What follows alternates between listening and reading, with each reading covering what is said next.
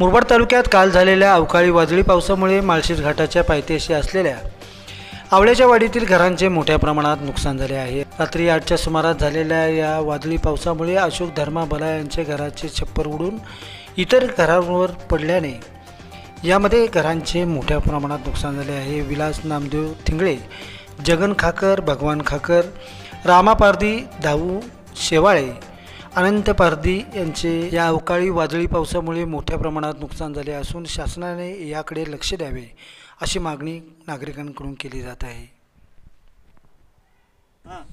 दादा आपले नाव काय? अशोक धर्मा बला। काल संध्याकाळी 8 वाजता वारामोड झालेले आहे। या आपली फार नुकसान झाली आहे, पुढची मदत पाहिजे आपल्याला।